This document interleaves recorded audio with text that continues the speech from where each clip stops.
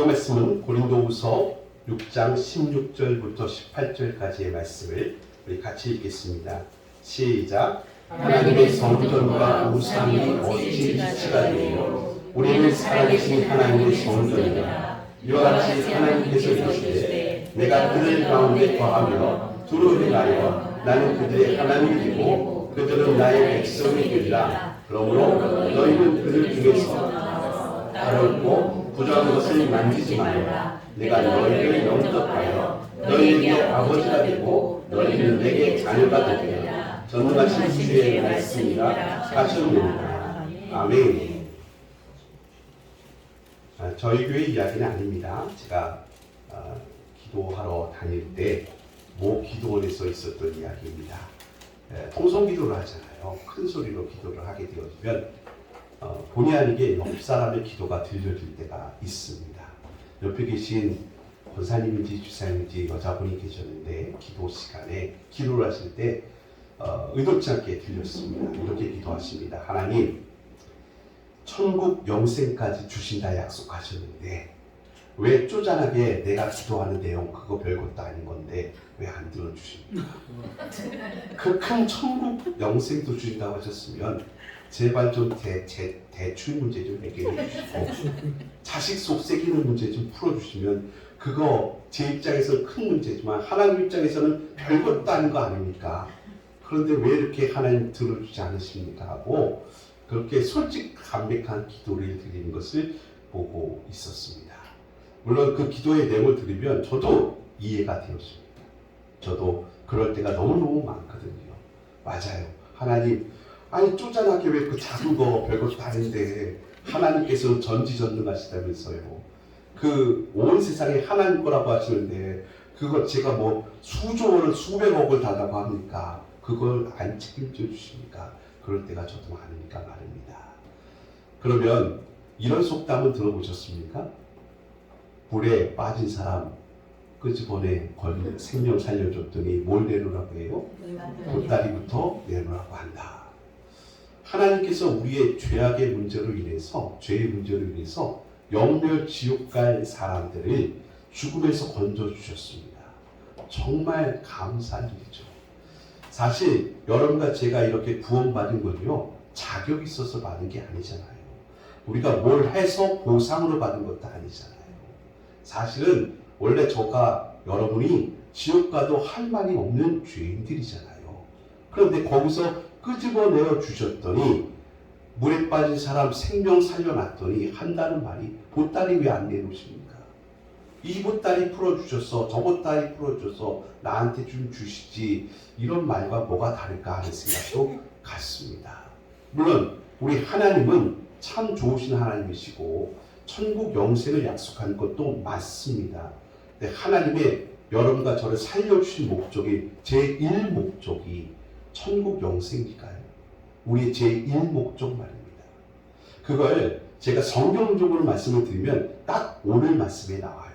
하나님이 우리를 구원해 주신 생명을 살려주신 물에 빠진 사람 건져주신 제1목적이 바로 16절에 나오고 있어요. 16절 말씀 열어주시면 우리 한번 같이 한번 읽어볼까요? 16절 말씀 시작. 하나님의 성전과 우상이 어찌 이치가 되며 우리는 살아계신 하나님의 성전이라. 이와 같이 하나님께서 이르시되 내가 그들 가운데 거하며 두루 행하여 나는 그들의 하나님이 되고 그들은 나의 백성이 되리라. 맨 끝머리에 나와 있네요. 나는 그들의 하나님이 되고 그들은 나의 백성이 되리라. 신구약 말씀을 통틀어서 이 말씀이 얼마나 많이 나오고 가장 중요한 대목에서 이 말씀이 등장하는지 모르겠습니다. 출애굽한 이스라엘 백성들 향해서 하셨던 제1성이 이것이었습니다. 내가 너희 하나님이 되고 너희들이 내 백성 되라고 그렇게 끄집어내 주셨다는 것입니다. 하나님께서 사사와 왕들 선지자를 통해서 말씀을 주실 때마다 꼭 이 말씀을 가장 중요한 대목에서 하셨습니다. 내가 너희의 하나님이 될 테고 너희는 내 백성이 될 거야. 이 말씀을 하셨던 것입니다. 그리고 이 말씀은 시작성경에서도 그대로 재현되고 있고 확증되어지고 있습니다. 나는 그들의 하나님이 되고 그들은 나의 백성이 될 것이다. 이렇게 말씀하고 있습니다. 두 가지 다 조심하고 잘 보여야 더해야 할 말씀입니다. 내가 하나님의 자녀가 백성이 되어진다는 말씀이죠. 그리고 하나님이 우리의 하나님이 되어주신다라는 말씀입니다. 처음에 예수를 믿고 기도할 때마다 하나님께서 즉시 응답을 주실 때가 참 많았습니다. 그때마다 참 신기하기도 했습니다. 저도 그런 경험들이 많았습니다. 제가 제일 처음에 뜨겁게 예수 믿었을 때는 중고등학교 때였습니다. 그때 학생부 임원도 하면서 그때는 열심히 대단해가지고 금요 예배도 참석하고 새벽 기도에도 또 잠이 많아서 참석 못할 때가 많았지만 그래도 절기 때마다 새벽 기도에는 꼭 갔던 것 같아요. 그리고 토요일마다 주일마다 교회 가서 하루 종일 교회에서 살다시피 한 경험들이 참 많았습니다. 저만 그런 게 아니라 우리 학생부 친구들이 상당수가 그렇게 했습니다.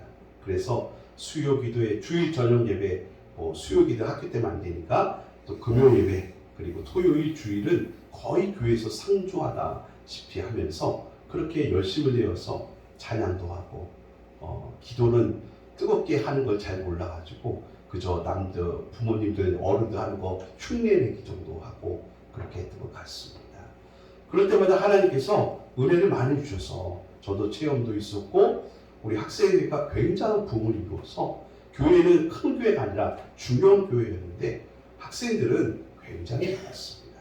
전도가 너무너무 폭발적으로 돼서 우리 교사들이 청년부 대부분의 교사를 다 감당할 정도로 그렇게 많은 학생들이 있었습니다. 아무튼 그때 학생의 자치 활동도 굉장히 열심히 했어요. 그때 그 두란노 모교 집회 이런 데 저희들이 자발적으로 참여해서 가서 은혜 받고 와서 은혜 받은 그것 그대로 아이들과 같이 우리 친구들과 같이 예배 시간에 찬양도 함께하며 그런 기억들이 있었습니다. 그리고 기도할 때마다 하나님께서 참 응답을 많이 주셨어요. 그런데 시간이 흘러서 제가 신학교를 가고 또 군대를 다녀오고 또 신학생이 되어지고 전사가 되어지고 부목사 생활도 하고 목회를 하면서 교회를 개척하고 이렇게 시간이 쭉 흘러오면서 하나님께서 주시는 즉시 응답은 현격하게 줄어들었습니다. 현격하게. 그러니까 즉시 응답이 오면 참 기도할 맛이 나거든요. 즉시 응답과 즉시 체험이 있으면 참 교회 다니는 신바람이 나거든요. 그런데 그게 없으면 이게 내가 뭔가 잘못됐나? 내 신앙이 좀 굳어졌나? 아니면 하나님께서 나를 좀 이상하게 생각하시나? 내가 뭘 잘못하고 있나? 이런 것들이 여러 가지 생각되면서 참 정책이라는 걸 경험하게 되었습니다. 이게 저만의 얘기 아니라 우리의 상당 부분 공감하는 얘기도 있고요. 그리고 성경에 나오는 위대한 인물들도 다 이런 체험들이 있습니다. 예를 들어서 다윗 같은 경우를 볼까요? 그는 소년 시절에 골리앗을 물리쳤던 대단한 사람이었습니다. 사실 자기 힘으로 이겼다 하기보다는 돌덩이 5개와 돌팔매로 그 2m가 넘는 블레셋의 장수를 이겼다는 것은 정말 하나님의 능력이고 즉시 응답 아닐까요? 믿음의 담대함으로 나가지만 그 하나님이 무너뜨려 주신 거 아니겠습니까? 그 정도로 다윗은 하나님과 마음이 합한 사람이고 친밀한 관계였는데 어느 날부터인가 하나님께서 그에게 말씀 안 하시던 시간이 있었습니다. 그 기간이 성경학자들은 한 13년 정도라고 말합니다. 그 13년을 우리는 뭐라고 부르냐면 다윗의 도망기, 수배기 이렇게 부르기도 합니다. 사실 그 시간 동안 다윗은 하나님 앞에 기도를 안 한 게 아니었습니다.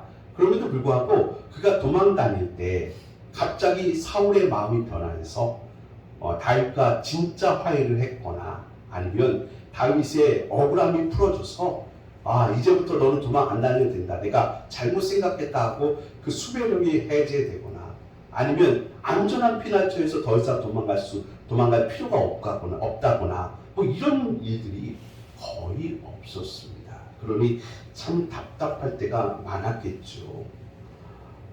그래서 다윗은 참 어마어마한 고난을 겪게 되어집니다. 성경에 보면 54,000가지 기도의 응답이 있다고 말합니다. 54,000가지. 하나님의 응답과 또 말씀하시는 약속이 있습니다. 그 약속 가운데 여러분 잘 아시는 말씀 있죠? 찾으라 그러면 찾을 것이요 두드리라 그러면 열릴 것이요 뭐 이런 말씀도 있고요. 내가 너와 항상 함께 할 것이다. 끝날까지 너를 지켜줄 것이다. 너의 오른편에서 너와 함께 할 것이다.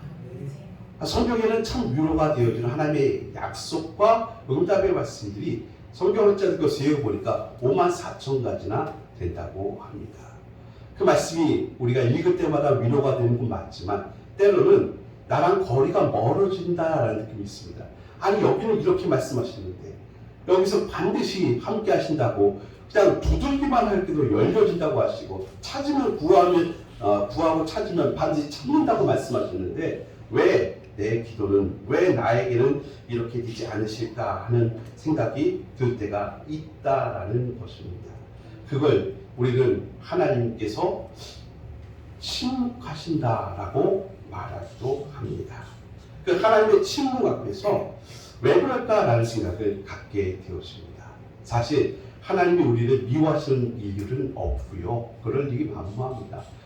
만약에 싫어하시고 미워하셨다면 나 때문에 예수님께서 십자가에서 죽으시게 그렇게 우리를 예수님의 선물로 주실 리가 없지 않습니까?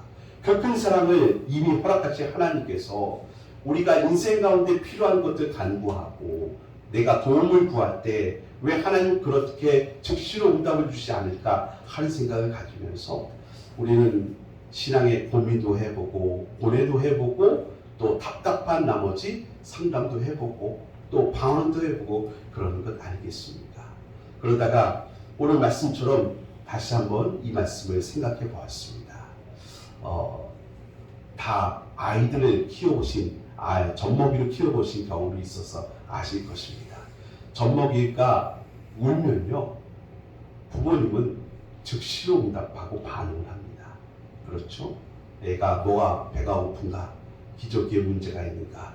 아니면 어디에 몸에 좀 돌덩어리나 가시 같은 게 있는가? 불편한 게 뭐가 있는가? 하고 엄마는 내버려 두지 아니하고 즉시로 반응하는 게 맞습니다. 그런데 그 아이가 장성하게 되어져서 조금 더 커지고 그러면요 이제 즉시 응답보다는 조금 내버려 둘 때도 있습니다. 젖먹이는 얘기가 통하지 않습니다. 젖먹이는 이해력과 그리고 생각하는 것이 엄마의 수준과 같을 리가 없습니다. 그러니까 엄마는 즉시로 반응하고 개입할 수밖에 없습니다. 하지만 이 아이가 장성하게 되어지면 이 아이는 독립적 개체로서 스스로 힘으로 나아갈 수 있어야 한다는 것이죠. 그렇다고 엄마 아빠가 부모가 안 사랑하는 것 아니지 않습니까? 사랑함에도 불구하고 때로는 스스로 할 수 있게끔 내버려 두기도 하고 모른 체 하기도 하고 그렇게 하는 것 아니겠습니까? 하나님도 우리에게 즉시 반응할 때가 있습니다. 우리가 젖먹이 같으니까 그런 것이죠. 아직 하나님과 얘기도 안 통하는 기도도 모르고 말씀도 모르고 또 하나님의 속마음도 이해하지 못할 때가 있기 때문에 그렇습니다. 그러면 하나님은 우리에게 즉시로 응답하고 반응하실 수밖에 없는 것이죠. 하지만 하나님의 큰 뜻이 뭐라고 했어요? 내가 너희의 하나님이 되고 너희는 내 백성이 된다는 거죠. 백성도 어떤 백성입니까? 오늘 말씀의 끄트머리 18절 말씀 보면 여기까지 간다는 것입니다. 18절 말씀 열어주실래요? 18절 말씀 보시면 너희에게 아버지가 되고 너희는 내게 자녀가 되리라.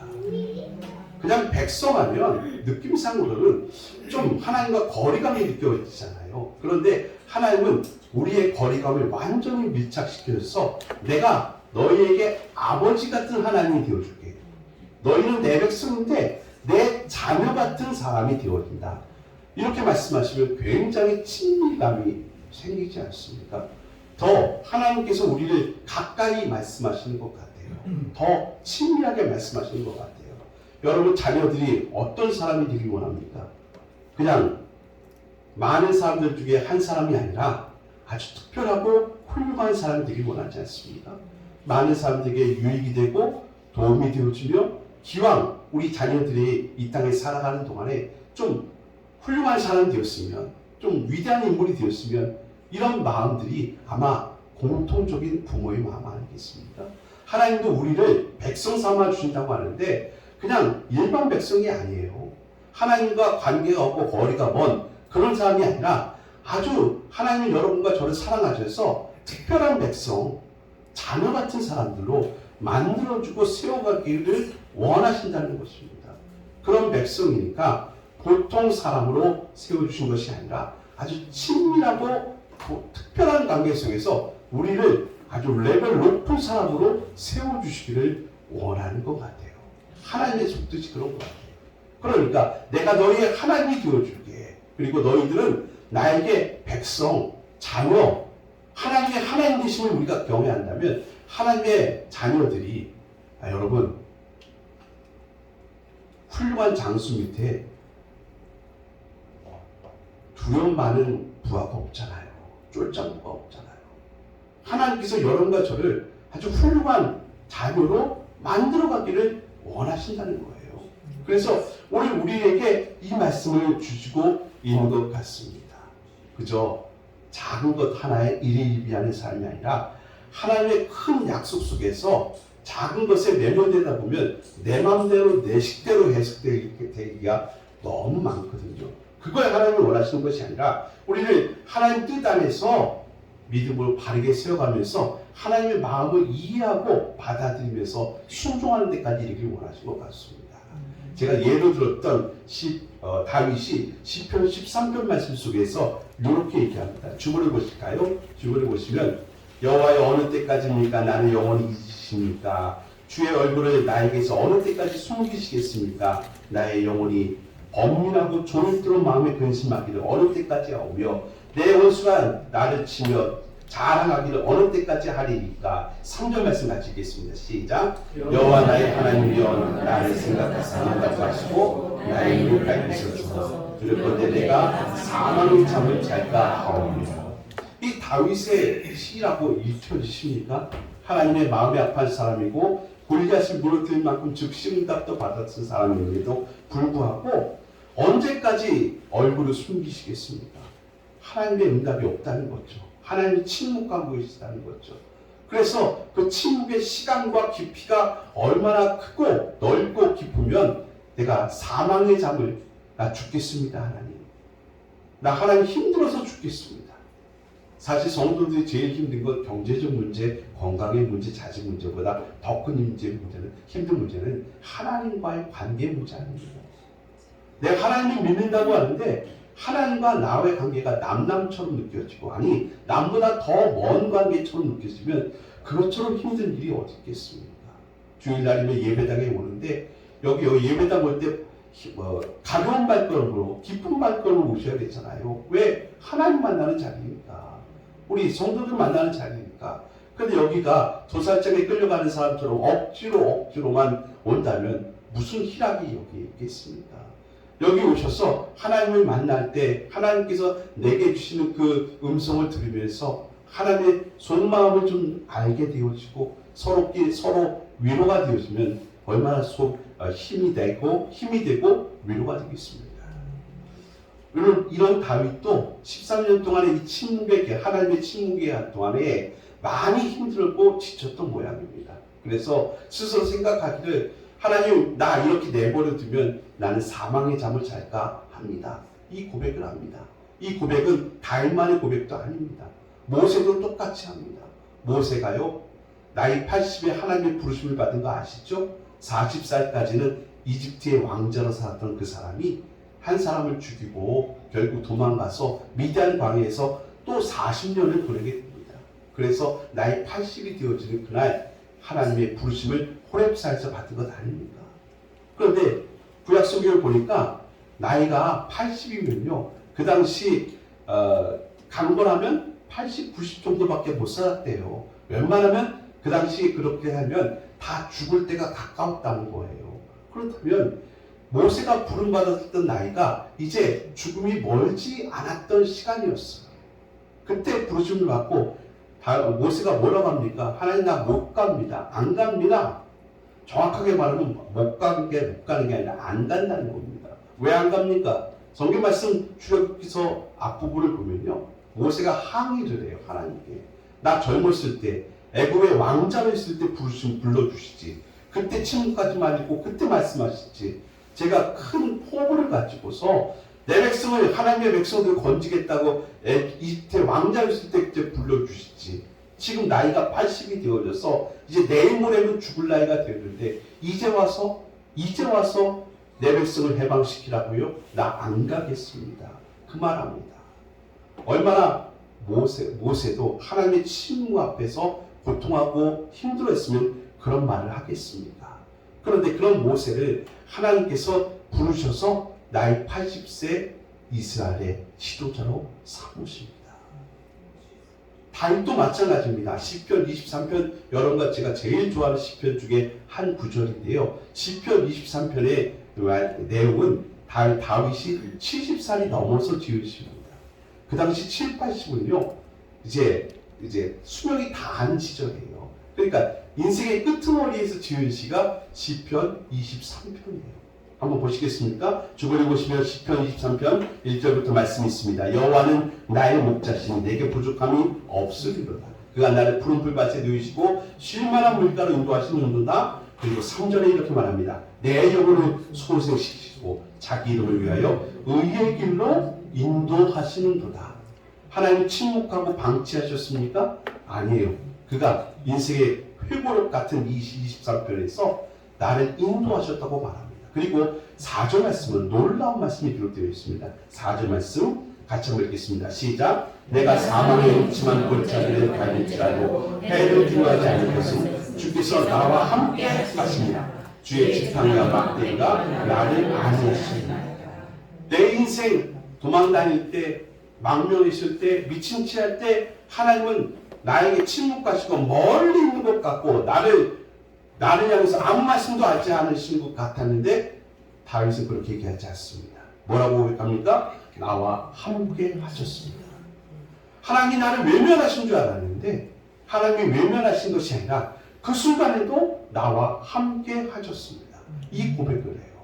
그리고 그 함께 하심을 뭐라고 얘기하면 아니하시나이다. 이런 한자어로 말해요. 아니란 말이 뭐예요? 함께 하실 때 위로의 주님께서 선한 길로 인도하셨다는 뜻이에요. 근데 어떻게 함께 하셨답니까? 주의 지팡이와 막대기가 나를 안위하시나이다. 주의 지팡이와 막대기로 나를 안위하셨나이다. 이렇게 고백해요. 여러분 이 말씀을 곰곰이 생각해 보면 이런 뜻이에요. 여러분 그 밑에 베드로전서 말씀을 기록해 놨는데요. 베드로전서 2장 19절 말씀 보시면 이렇게 말씀하고 있어요. 부당하게 고난을 받아도 하나님을 생각함으로 슬픔을 참으면 이는 아름다우나 죄가 있어 매를 맞고 참으면 무슨 칭찬이 있으리요. 그러나 선을 행함으로 고난을 받고 참으면 이는 하나님 앞에 아름다움이라. 여러분 이 말씀을 저는 이렇게 생각합니다. 베드로가 고백하는 내용이에요. 죄가 있어 매를 맞고 그걸 참으면 무슨 칭찬이 있느냐. 그렇죠?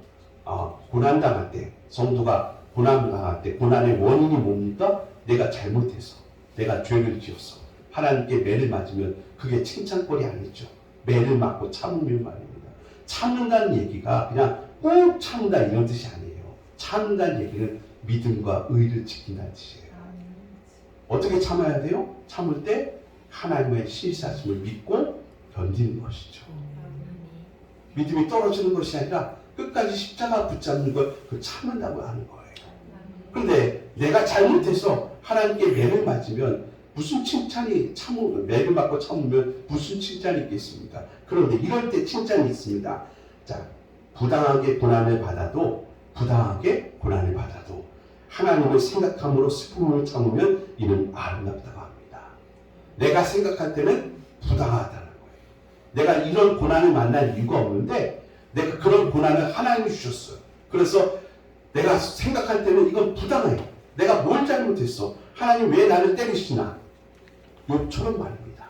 부당하게 여길 때가 있다는 것입니다. 그런데 여러분 내가 내 입장에서는 부당하나 하나님 입장에서는 부당한 게 아니죠. 뭔가 뜻이 있어서 고난을 주신 거겠죠.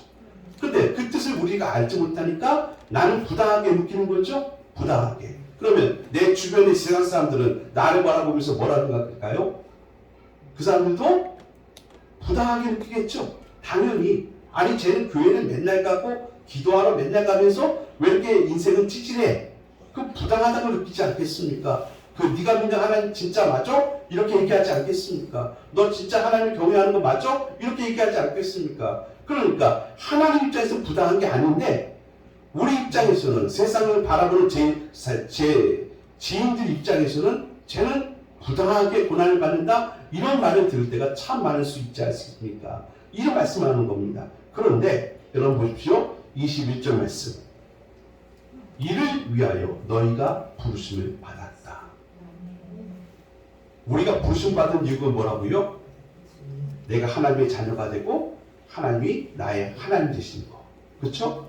우리가 하나님의 백성이 되고 하나님이 나의 하나님 되시는 것인데 하나님께서 하나님의 백성을 어떻게 의로 이끌어 가시냐면 세상이 볼 때는 내가 생각할 때는 부당하게 느낄 만큼 고난을 주시는 것이 사실 자녀답고 백성답게 세우시는 하나님의 방식이라는 거예요.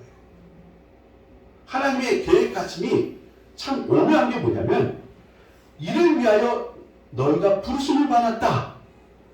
그래서 우리를 푸른 추장 맑은 물가로만 인도하시는 것이 아니라 때로는 우리가 사망의 음침한 골짜기로 인도하신다는 거예요. 왜 사망의 음침한 골짜기요? 힘들어서? 맞아요. 힘들어서 다윗 입장에서 수배 생활, 도망자 생활이 왜 안 힘들겠어요? 그런데 정작 다윗이 힘든 건 뭐였다고요? 하나님께서 멀리 계신 것 같아요. 13년 동안 도망 다닐 때 그때 하나님께서 즉시로 반응을 보여주시면서 그때마다 이런 목적이 있어서 그런 거야. 다윗아 좀 힘들지만 참아. 조금만 더 가면 돼. 아니 조금만 더 견뎌. 막 이렇게 말씀해 주신다면 얼마나 좋겠어요. 근데 하나님은 그렇게 안 치고 아예 입을 봉하신 것처럼 가만히 계실 때가 있고 침묵할 때가 있거든요. 그러니 다윗이 사망의 음침한 골짜기는 고생스러워서가 아니라 하나님이 너무 멀리 계신 것 같아. 하나님과 내가 너무 간격이 먼 것 같아. 하나님 나 안 사랑하신 건가? 나 버리신 건가? 이런 느낌이 사망의 골짜기거든요. 우리도 똑같잖아요. 그런데 하나님이 이를 위하여 우리를 부르셨다는 거예요. 이게 부당하게 느껴지는데 부당한 게 아니에요. 하나님의 목적과 뜻하심이 있어서 그렇게 하셨다는 것입니다. 자, 그러면 이제 결론을 내보겠습니다. 서론이 여기까지였고 오늘은 본론이 없습니다. 바로 결론입니다. 왜 그렇게 하셨을까요? 여러분 창세기 말씀을 볼까요? 3장 17절 18절 말씀. 제가 우리 인생 물에 빠져놓은 사람 보따리 내로라는 시기다 이렇게 말씀드렸죠. 원래 죄로 인해서 지옥 갈 운명이 우리 것이었다라고 말씀을 드렸죠. 지옥에 보내셔도 우리 할 말이 없다고 했잖아요. 그런 인생이 우리에게 가장 위기였고 어려움이었잖아요. 그런데 그 죄 가운데 있는 자에게 이런 말씀을 주셨습니다. 창세기 3장 17절 18절 말씀 같이 읽겠습니다. 시작. 아담에게 이르시되 내가 내 아내의 말을 듣고 내가 네게 먹지 말라 한 나무의 열매를 맺었은즉 땅은 너로 말미암아 저주를 받고 너는 내 평생의 수고하여라 그 소산을 먹으리라. 땅이 내게 가시덤불과 엉겅퀴를 낼 것이라. 아담에게 속한 자가 우리입니다. 첫사람 아담에게 속한 자. 첫사람 아담이 누구냐면 죄를 저지른 사람입니다. 죄악의 결국이 뭐라고요? 정령 죽으리라는 겁니다. 이 정령 죽으리라의 하나님의 저주의 속박을 굴레를 벗어날 수 없는 자가 아담에게 속한 자인 저와 여러분입니다. 모든 사람들입니다. 이 모든 사람들에게 땅이 내놓는 게 있습니다. 땅이 우리의 인생 앞에 내놓는 게 뭐라고요? 여기 나오네요. 가시덤불과 엉겅퀴를 낼 것이라. 여러분과 제가 하나님의 백성인데요. 그래도 우리는 지금 땅에 거하잖아요. 그러니까 우리의 인생에는 세상 사람들과 마찬가지로 성도들에게도 가시덤불과 엉겅퀴가 반드시 있다는 것입니다. 우리의 인생길에도. 이해가 되시는 거죠? 그럼 예수 믿으면 가시덤불과 엉겅퀴가 하나님께서 싹 제거해 주시냐? 아니래요. 땅에 거하는 자에게는 가시덤불과 엉겅퀴가 반드시 놓여져 있다는 것입니다. 제가요 말을 타본 경험이 있습니다. 말. 여러분 말 타보셨습니까? 제주도 가면 말을 탈 수가 있습니다. 네. 너무 어렵게 생각하지 마십시오. 근데 저는 그 신해산에서 그 아래에서 그 좀 말 탈 뭐 이렇게 있어요. 뭐 10달러, 뭐 5달러 이런 분들이 있어요. 그래서 말을 타시는데 제주도에 타는 말은 걸어요. 말이 걸어요. 앞에서 그 사람이 잡아주고 한 바퀴 삥 돌고서 뭐 10,000원 내는 거예요. 근데 시내산 안에서 말은 이 사람들이 귀찮아가지고 그냥 갔다 와요 저기까지. 그리고요 시간 많이 걸리잖아요. 다른 사람 또 태워야 되니까. 그래서 조금 가다가 뒤에서 채찍을 때려요. 그럼 말이 막 달려요. 그래서 저는 처음으로 말을 탄 날 말이 달리는 말을 한번 타봤습니다. 재밌습니다.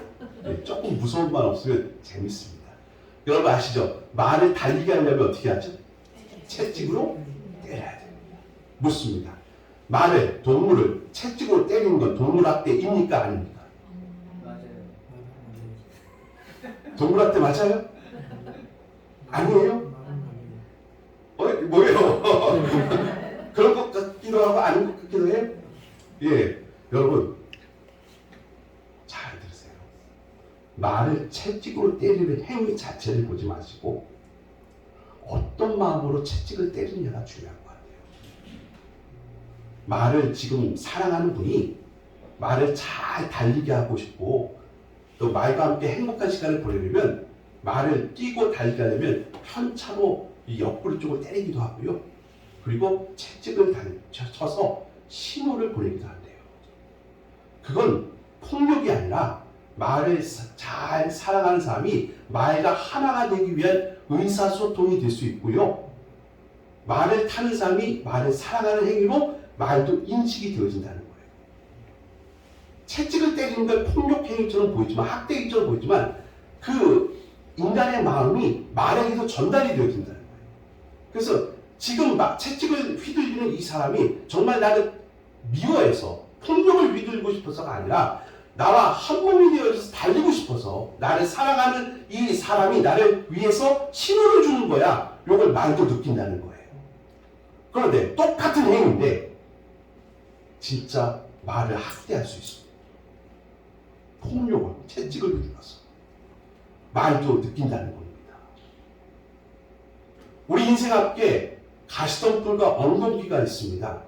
세상 사람들 앞에도 가시덤불과 엉겅퀴가 있고 예수 믿는 사람들 앞에도 가시덤불과 엉겅퀴가 있습니다. 이거 누가 주신 거예요? 누가 놔주신 거예요? 하나님. 하나님이 성도들에게 가시덤불과 엉겅퀴를 주셨습니다. 왜요? 우리에게 학대하기 위해서요? 우리에게 폭력적인 아주 험상궂은 하나님이라서요? 아니라는 거예요. 그게 아니라는 거예요.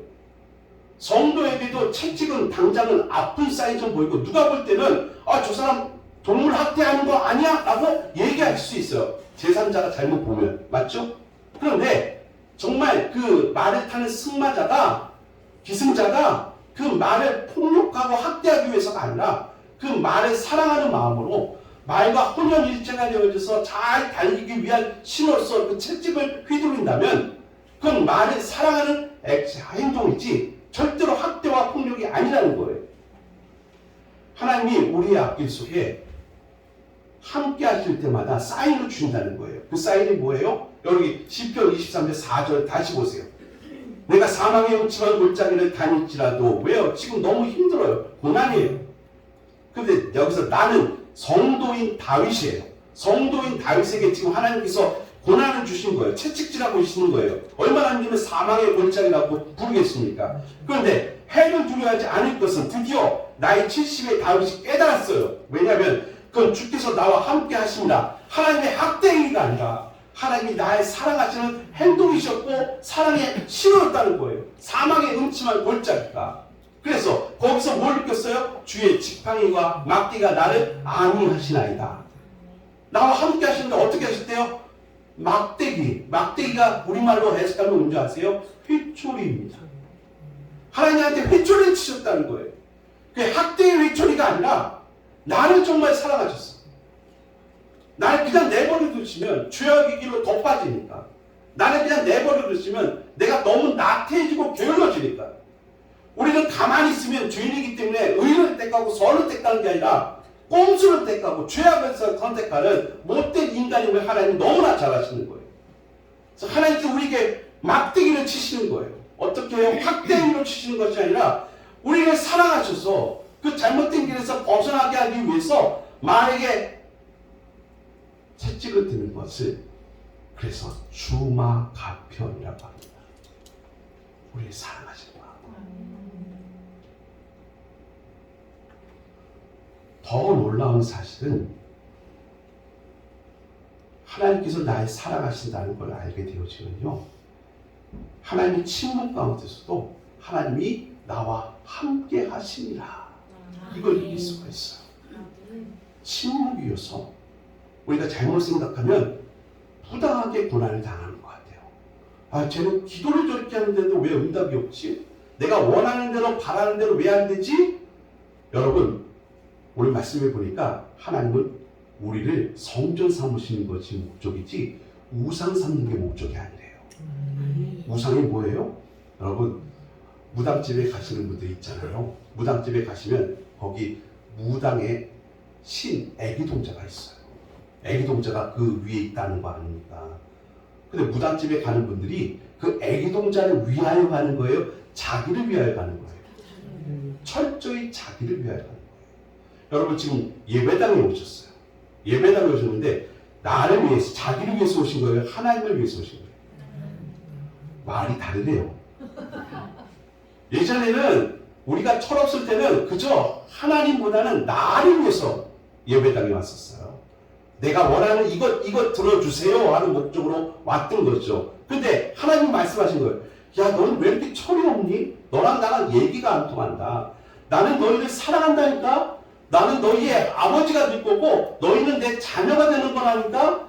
아니, 아버지가 너에게 필요한 걸 모르겠니?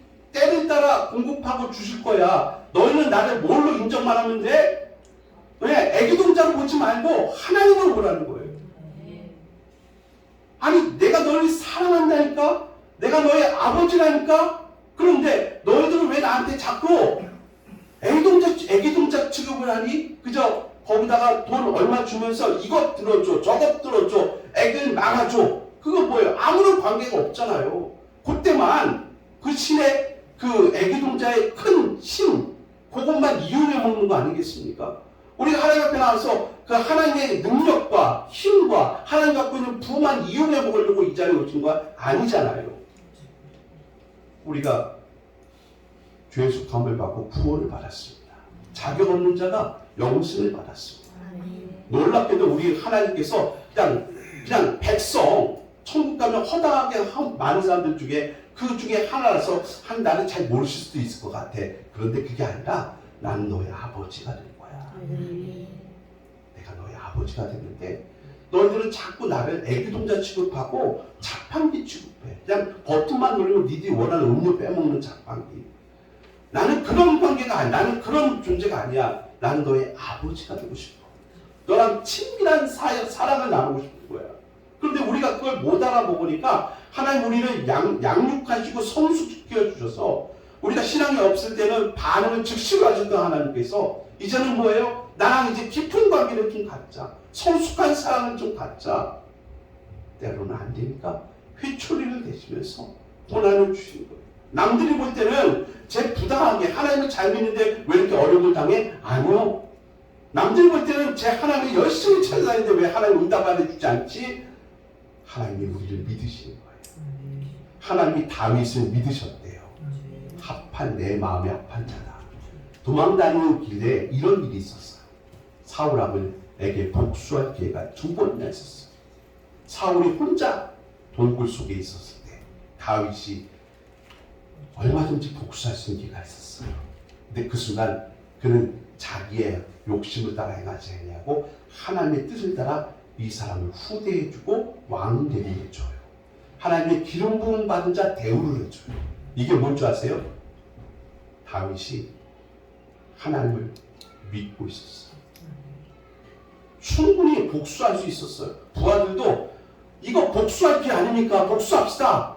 저 사람 목숨만 제거하면 이제 이 수배 생활, 이 도망 생활 끝나는 거 아닙니까? 그런데 다윗은 그렇게 하지 않아요. 그 순간에도 하나님이 뜻이 있을 거야. 나는 내 욕심보다는 하나님의 뜻을, 의를 따라가기로 해. 도망 다닐 때도 다윗왕은 부하들을 후대해줘, 선대해줘요. 인격적으로 대우를 해줘요. 즉 하나님은 다윗을 믿었어요. 내가 지금 말하지 하고 있지 않아서 침묵하고 있어서 제 믿음이 삐뚤어질까봐, 넘어질까봐, 뒤돌아설까봐, 포기할까봐, 아니요, 하나님은 다윗을 믿었어요.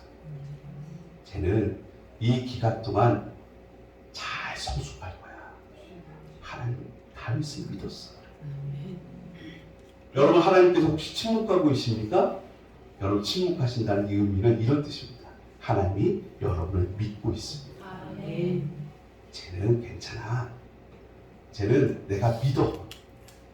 남들은 2년, 3년만 해도 그냥 뒤집어지는데 쟤는 10년이 되어도 끄떡없어. 하나님께서 훌륭한 주의 자녀로 만들어 가시는 거죠. 성경의 모든 위인들은 그렇게 하나님 믿어주셨어요.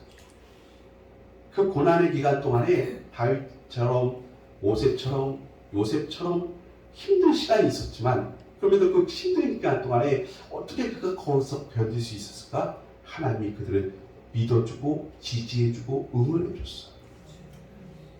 하나님이 함께 하셨어요. 우리도 이 기간 동안에 절대로 포기하거나 넘어지지 맙시다. 하나님 여러분 믿어주고 계시는데 내가 너희 하나님이 되어줄 거야. 그리고 너희는 내 백성, 내 자녀가 되어주라. 하나님 말씀하신다면 그 믿음 가지고 나아갑시다. 오늘 당장 뭐 번쩍번쩍하는 게 나타났으면 얼마나 좋을까요? 근데 하나님께서 그런 시간이 아니라 조금 더라고 말씀하시는 침묵의 시간, 하나님께서 잠잠히 계시는 시간, 혹시 그것이 오늘도 길어질 수 있지만 그 기간 동안에 여러분 뒤집어서 말씀을 드리면 하나님 왜 나를 이렇게 멀리하시고 미워하실까? 아니요. 하나님께서 여러분 사랑하셔서 지금 회초리를 대시는 기간이에요. 애매하게 맞는 것 같다고요? 아무런 잘못도 없는데요? 예. 그런데 여러분에게는 그 회초리가 사랑하는 말을 위한 기승자의 사랑의 신호인 것처럼 우리도 하나님의 회초리가 막대기가 그렇게 하나님 우리를 사랑하셔서 우리 앞에 있는 가시덤불과 엉겅퀴를 주신 것 아닐까요? 그런데 놀라운 사실은 또 하나 있습니다. 우리 성도들만 갖고 있는 귀중한 보배가 있습니다. 그게 뭐냐면 내비게이션. 하나님이 가시덤불과 엉겅퀴를 싹 제거해 주신 게 아니라 놀랍게도 예수 믿는 사람들에게는 내비게이션을 주셨습니다. 내비게이션만 있으면 초행길도 잘 찾아갈 수 있습니다. 그 내비게이션이 뭐예요? 하나님의 말씀입니다. 세상 사람들도 똑같은 가시덤불과 엉겅퀴 속에서 헤매고 있습니다. 그런데 우리도 그렇게 헤맸던 죄인들인데 우리에게는 내비게이션이 있습니다. 하나님의 말씀이 있습니다. 우리는 세상 앞에 보여줘야 되는 것입니다. 내가 너희랑 다르냐? 우리도 힘들어. 제가 요즘 길거리에 운전할 때마다 예전에 안 그랬는데 버릇이 생겼습니다. 무슨 버릇이 생기냐? 주유소 지나갈 때마다 가격표 보는 버릇이 생겼습니다. 오늘은 얼마인가? 오늘 기름을 넣을까 말까? 내일은 더 싸질 수 있지 않을까? 왜요? 우리도 똑같이 세상 사람처럼 이 가시덤불과 엉겅퀴 속에 살고 있으니까 거기에 얽매이고 있는 것입니다. 그런데 놀랍게도 우리는 세상 앞에 증인의 삶을 살아야 됩니다. 왜요? 우리에게는 내비게이션, 그분들이 없는 내비게이션이 있어요. 하나님의 말씀이 있어요. 이 하나님의 말씀을 가진 자가 아무리 우리에게 수풀이 깊고 가시덤불 엉겅퀴가 넘친다 할지라도 우리는 내비게이션이기 때문에 하나님께서 가라고 하신 대로만 가기만 하면 끝내는 마지막 때는 거기를 탈출하고 헤쳐나갈 줄 믿습니다. 또 한 가지요. 여러분, 저는 참 인격자입니다. 웬만하면 입에서 욕설이 안 나옵니다. 한번 테스트해 보셔도 됩니다. 근데 제가 솔직히 말씀드리면 발설을 안 해서 그렇지 속에서 욕을 안 하는 건 아닙니다. 그렇죠. 여러분이 저를 여기를 보지 못할 뿐입니다. 만약에 하나님께 안 맡기고 제가 처리를 하게 되면요, 저도 악독하게 처리할 것 같습니다. 제가 지금은 위기 상황이 아니라서 이렇게 정작게 얘기하고 있지만 저도 위급한 상황 만나고 저도 진짜 피눈물 나는 억울한 상황 만나고 복수해주고 싶다, 발등에 도끼를 찍고 싶다는 마음이 들면 저도 표독하게 할 수 있을 것 같습니다. 제가 방법이 뭘까요? 알고 있습니다. 저는 저를 믿지 않습니다. 하나님을 믿습니다. 어떤 분들은 이렇게 합니다. 내가 양심적으로 인격적으로 할 수 있다라고 말합니다. 자기를 믿지 마세요. 여러분과 제가 처음부터 말씀드렸죠. 죄인입니다. 아무리 여기 깨끗한 척 앉아 있어도 정말 위기 상황, 어려운 상황 오면 우리가 싫어하는 그분처럼 나쁘게 할 수 있어요. 제가 그런 죄인인 것을 알고 있고 인정합니다. 그래서 저는 하나님께 맡기고자 합니다. 하나님, 제가 잘할 수 있는 것 같이 저는 지금도 생각합니다. 하지만 저는 죄인이 맞습니다. 이 은혜가 거둬지면 제 본 모습이 드러나면 저도 죄인입니다. 우리는 성도는 놀랍게도 이 사실을 인정하는 분들입니다. 그래서 내 힘으로 풀어가는 게 최선이라고 하지 마시고 하나님께 맡기는 게 최선이라고 생각하십시오.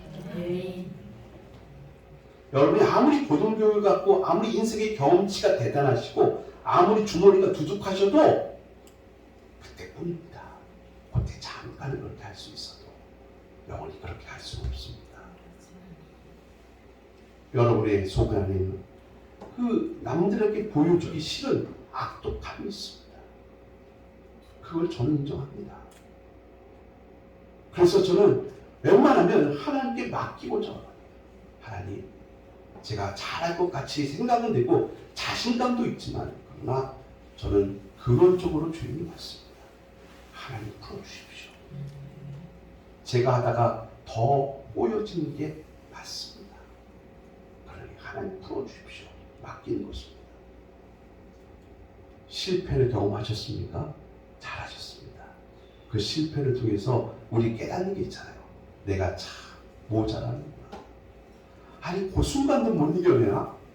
왜 그때 그렇게 성급하게 굴었지? 왜 그때 그렇게 나쁘게만 생각했지? 실패를 통해서 우리는 깨닫지 않습니다. 나의 진면목을. 그리고 그때 우리는 하나님께 맡기고 조금 더 기도해 볼 걸 하고 생각하시고 하겠습니다. 맞습니다. 오늘 하나님께서 우리에게 주신 말씀은 딱 한 가지입니다.